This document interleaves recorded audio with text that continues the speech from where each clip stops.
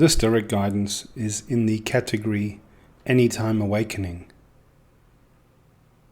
Little audio capsules we can use to reframe our mindset and improve our perspective. And perspective is so often the keeper of meaning. And our projects of what we're busy with is meaning making in our lives. Generational trauma. Generational trauma can be understood so simply by the fact that every child is too busy waiting to hear, "I'm sorry," to understand the power of gratitude, and every parent too busy waiting to hear, "Thank you," to understand the power of apology.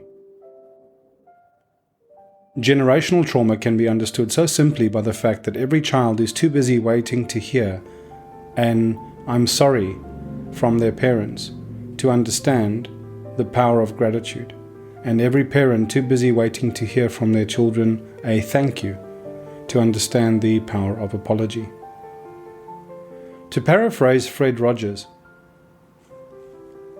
so many people have helped us both to be here in this moment as you listen to my voice and reflect on these words. Some of these people that helped us to be here are close or near, some distant or far away. Some tried their best and some did not realize they had any impact at all. Some taught us inadvertently how we wanted to be by how much we were impacted by their example. And some of those by how much we did not want to have to behave as they did when our turn came. Some we can still reach with words or gestures, and some we can invoke only through reflection and prayer. There are, of course, entire generations of our ancestors without whom we would not be here today at all. People with hearts and the capacity to suffer and dream, who had their own struggles, heartbreaks, trials, and epiphanies that defined the sense of meaning of their entire lives. We inherit their traumas in our tissue and our viscera, just as they inherited the trauma of their ancestors in their tissue and their viscera, and so on, all the way back to the time of tooth and claw. Movies and novels romanticize life in previous era, but the truth is life was harsher, more violent, poverty was more extreme, war was more prevalent, food was scarcer, healthcare non-existent, and bigotry and sexism and religious intolerance was a commonplace norm. Still, we've lost something of value along the way in our blind march towards technological advancement.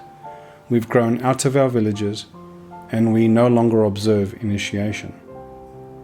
We sit here today with the privileges of our era, blind to the costs that enabled these gifts, and completely ungrateful towards what we perceive as the foolishness and clumsiness of the generation before us, unforgiving towards what we perceived as entitlement and selfishness of the generation after us. The bill is coming due now.